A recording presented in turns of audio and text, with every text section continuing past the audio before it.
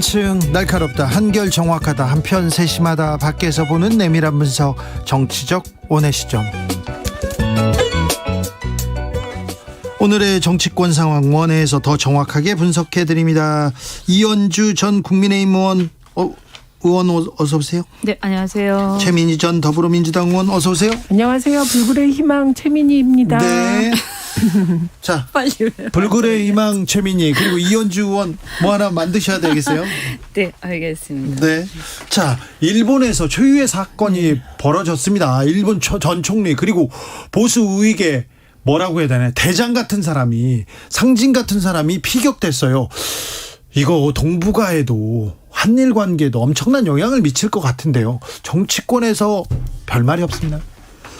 엄청난 영향을 이것뿐만이 아니라 지금 여러 가지 상황들이 영향을 미치게 돼 있죠. 네. 예, 근데 이게 이제 또 더 이렇게 더 심하게 이제 어떤 영향을 더 강화시키는 그런 계기가 될 텐데, 어쨌든 일본 아베가 이제 평소에 아베 이 총리가 평소에 그 평화헌법 개정, 예.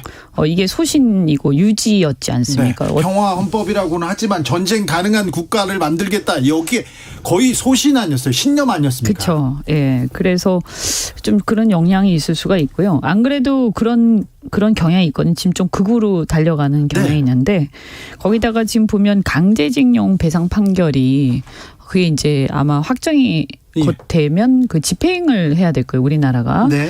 그리고 그 집행을 하게 되면 일본하고의 관계가 굉장히 악화될 거거든요. 그래서 그 과정에서 우리 스탠스 굉장히 지금 어려운 상황이 지금 처해 있습니다. 그래서 보면 이번에 나토를 보시면 그 나토에서 어쨌든 여러 가지 얘기들이 있었지만 겨우 신냉전 시대에 이렇게 간다 이렇게 얘기하지 않습니까?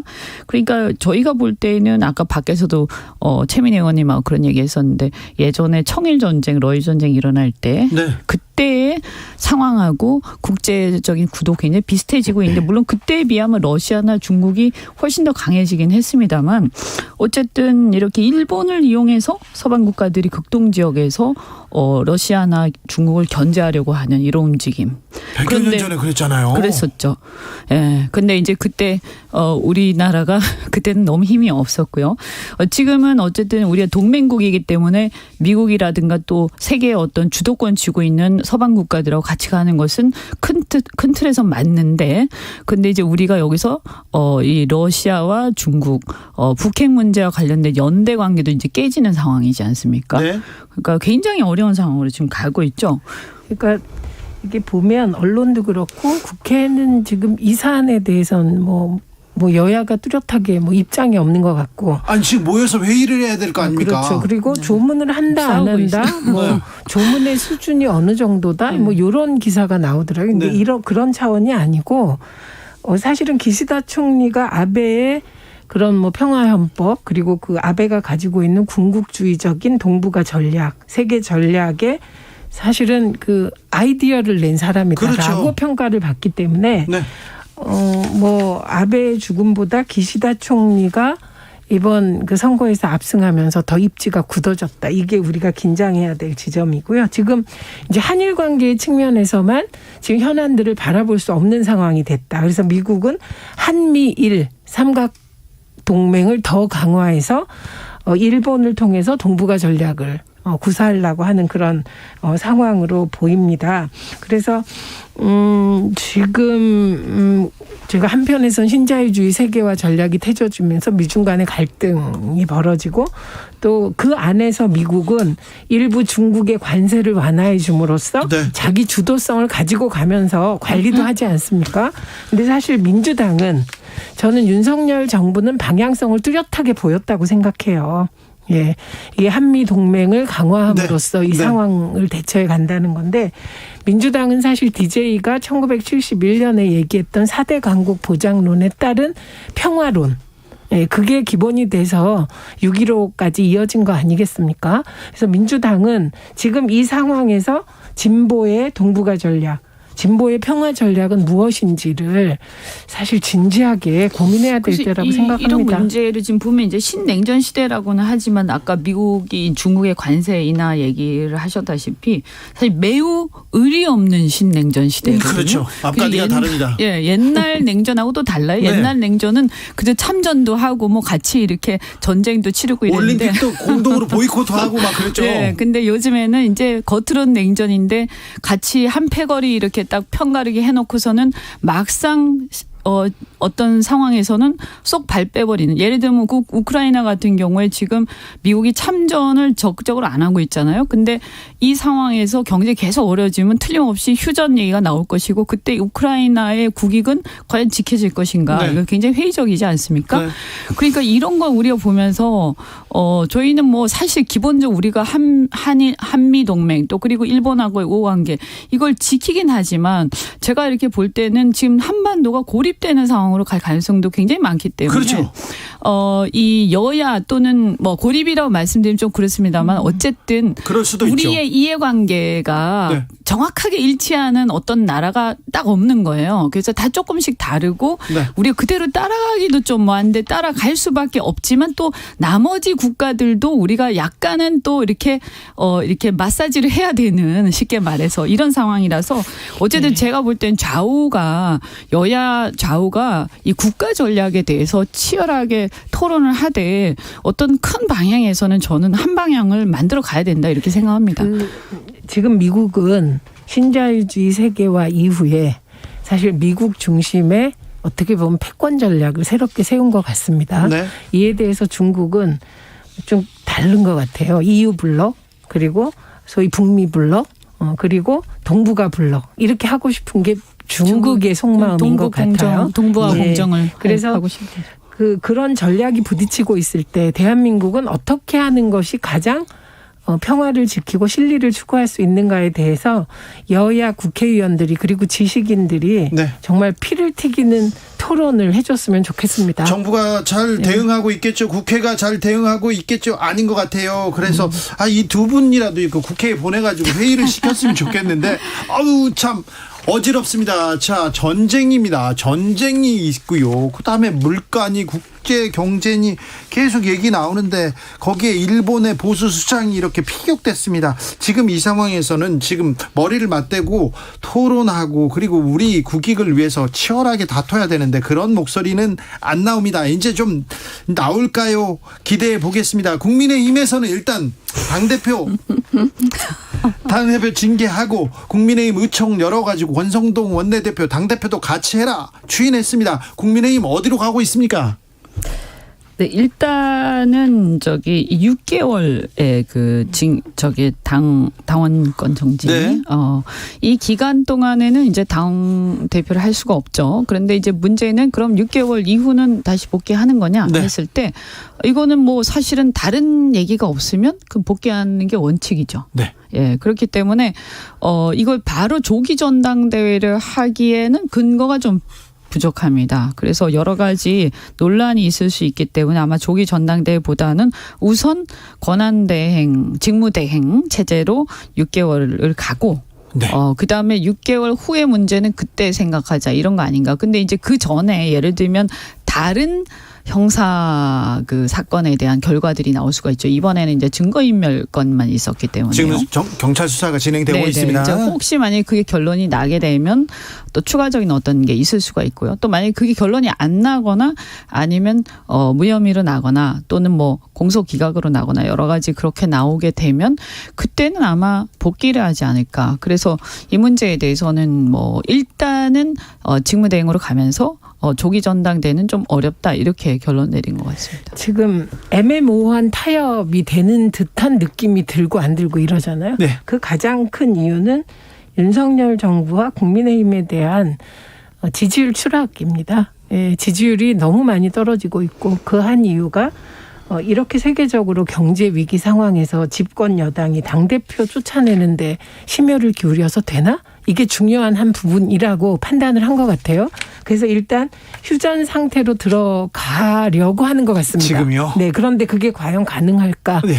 그 가능한 전제 조건은 이준석 대표가 가만히 있고 수용해 줘야 됩니다. 그렇죠. 예, 그런데 이준석 대표는 애초에는 극렬 저항하겠다고 했어요. 그렇죠. 결사항전 태도였죠. 그리고 네. 10일 이내에 재심 청구할 거고 네. 그리고 가처분 신청까지 효력정지 가처분 신청까지 하겠다 이런 입장이었는데 지금 주말 거치면서 칩거하고 있습니다. 그래서 거기에서도 또 많은 추측이 나오고 있는데 어쨌든 중요한 건 윤핵관 내부에서 강경파와 온건파가 이준석 대표 거취 문제로 입장이 갈렸는데 일단 다소 온건해 보이는 권성동 원내대표 중심으로 일단은 수습하려고 하는 것 같습니다. 네.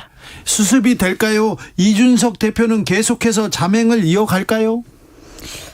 일단 수습을 할 수밖에 없는 상황이죠. 왜냐하면 지지율이 너무 심각하기 때문에요. 네. 이제 여러 바깥에서도 그렇고 경고음이 들리고 있거든요. 그래서 빨리 수습해라 이런 상황이고 일단 권성동 원내대표 중심으로 우선은 수습을 할 것 같은데 이준석 대표가 여기에 대해서 어떤 반격을 하느냐 이거에 따라서 이 내용이 지속이 될지 말지가 결정이 되지 않겠습니까? 네. 근데 이분이 이제 그 사실은 이제 가처분 신청은 어떻게 보면 할 것 같아요. 이게 받아들여지고 안 받아들여지고를 떠나서 우선은 이거에 대해서 불복하는 제스처는 필요하다고 볼 네. 거거든요. 근데 여기에서 지금 직무대행 체제 자체를 부정하고 어떤 그 일종의 데몬스트레이션을 할 거냐. 네. 그거는 오늘 내일 정도면 알 것 같습니다. 네, 지켜보면. 네. 네. 만약에 6개월 동안 입을 다물고 간다 그럴 리는 없을 텐데 요거는 좀 하루 이틀 지켜봐야 될 것 같습니다. 지지율이 계속 신경이 쓰이긴 쓰인 모양이에요. 도어 스태핑 중단했습니다. 네. 어떻게 생각하세요? 그거는 잘하신 것 같아요. 그래요? 네, 네. 뭐 진작에 저는 중단을 뭐 꼭 중단까지는 아니더라도 횟수를 좀 확 줄였어야 된다. 한 달에 한 번 정도 내지는 일주일에 한 번 이 정도 줄였어야 된다고 보고요. 그 다음에 근데 이제 이유를 코로나 확산으로 들었어요. 그래서 근데 평소에 보면 윤석열 대통령께서 좀 허심탄회하고 네. 직설적이고 솔직한 성격이라고 평가하지 않습니까? 네네. 그래서 저는 이 문제도 이제 코로나 확산이라고 하는 것은 좀 사실 약간 이 부분에서 그런 게 있었죠. 근데 차라리 이제 사실 코로나 확산에 대한 약간 그런 지금 우려들이 있긴 있습니다. 그래서 이거 같은 경우는 어떻게 하는 게 맞냐. 이 문제도 사실은 이제 질병관리청장과 함께 이 코로나 확산에 대한 대책 회의를 주재를 하시고 그거에 대한 결과를 뭐 질병관리청장이 발표를 한다든지 이렇게 한 다음에 이 얘기를 하셨으면 훨씬 더 자연스럽지 않았을까. 그렇긴 네. 하네요. 우선 다음 주 여론조사 결과가 굉장히 중요하다고 생각합니다. 다음 주에 반등하지 않고 더 추락하거나 30%대가 붕괴되면 아마 그냥 넘어가기 힘들 것 같습니다.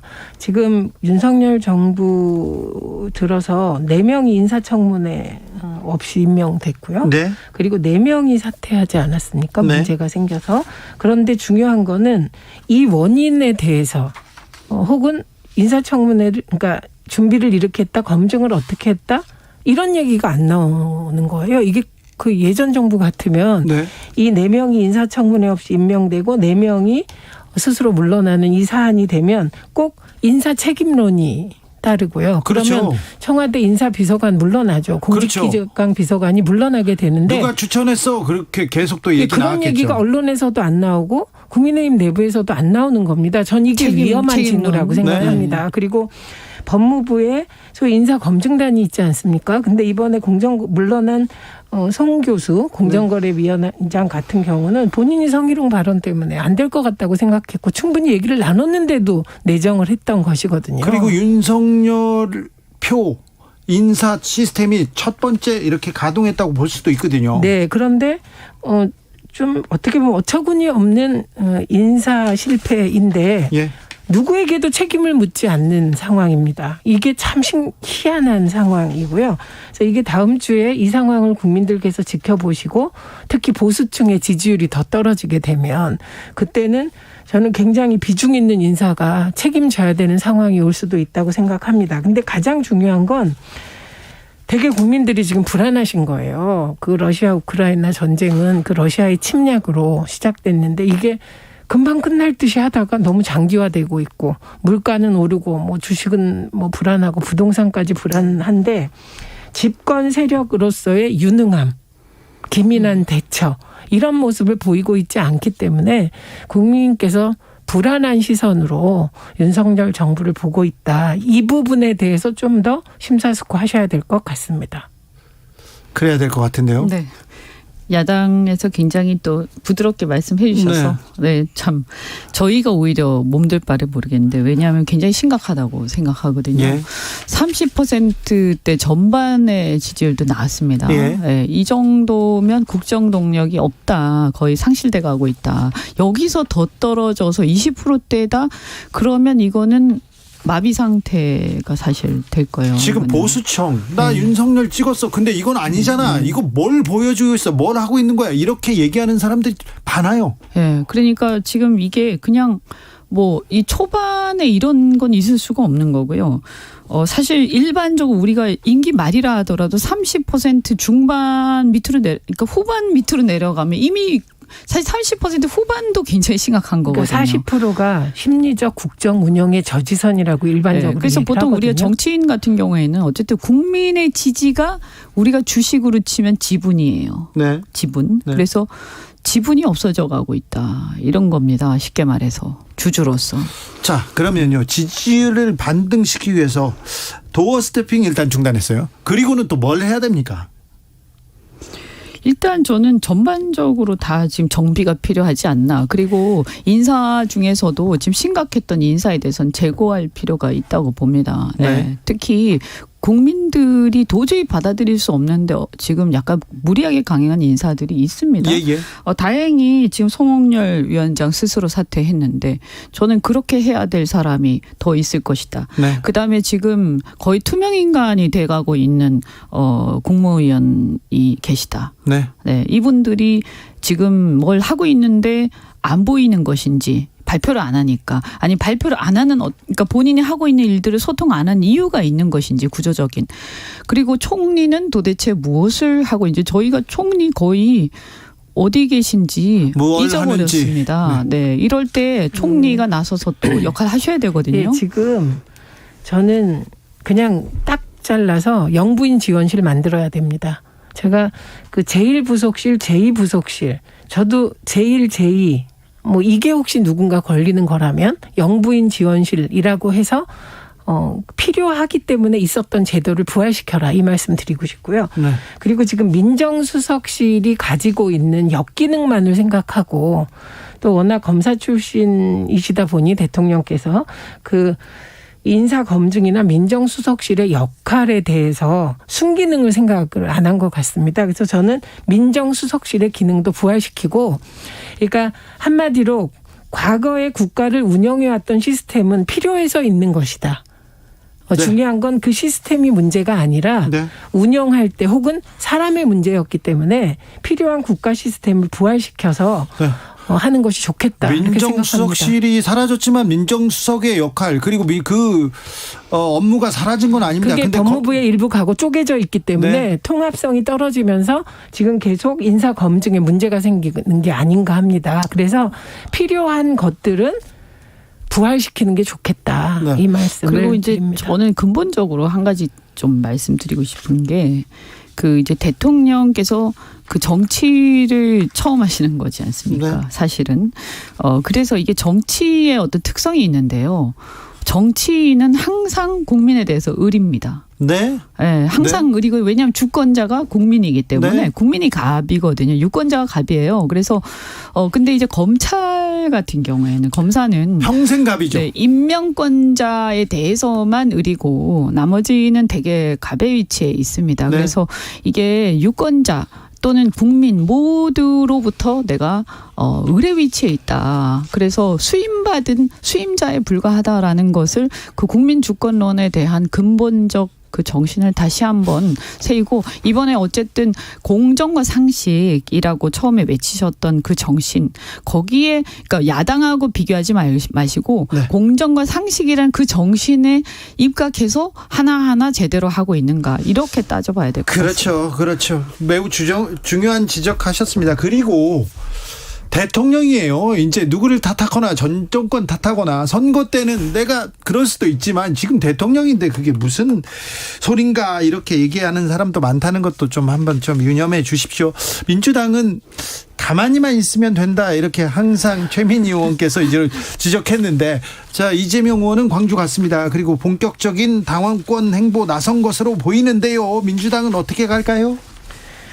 일단 민주당은 그동안에 6월 1일부터 거의 한 달 10일 이상을 네. 당대표에 이재명 의원이 나오냐 안 나오냐. 네. 그래서 사실 소모전을 했습니다. 그래서 민주당 당대표 선거에 대해서 많은 피로감이 쌓인 것이죠. 그래서 이걸 극복하는 것이 필요한데 어쨌든 이재명 의원은 하고 있는 걸 보면 어쨌든 시민 속으로 들어가서 넓게 그물을 치는 것으로 보입니다. 네, 그리고 광주를 찾아간 거는 이재명 후보 과거를 쭉 돌아보면 광주에서 가장 먼저 이재명이라는 정치인을 이름이 나왔고 네. 알아봐 준 곳입니다. 네네. 뿐만 아니라 지난 대선에서 압도적 지지를 보내준 곳이기 때문에 이제 광주로부터 그 당대표 행보를 시작하는 것으로 보입니다. 어떻게 네. 보세요?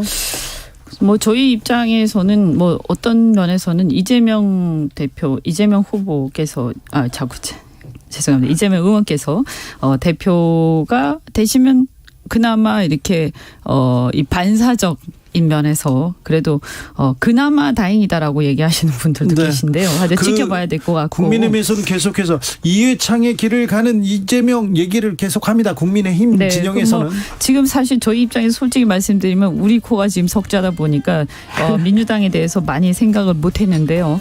한 가지 근데 97세대 지금 얘기가 나오고 있죠. 근데 저도 같은 97세대로서 기대가 있지만 또 한편으로는 좀 아쉬운 건 뭐냐면 97세대라고 하면서 86을 비판을 하는데 네. 그러면 민주당이 어떤 점에 대해서 뭘 극복하려고 하는지가 굉장히 애매해요. 알겠습니다. 말씀 잘 들었습니다. 이현주, 최민희 두 분 오늘 감사합니다. 고맙습니다. 고맙습니다.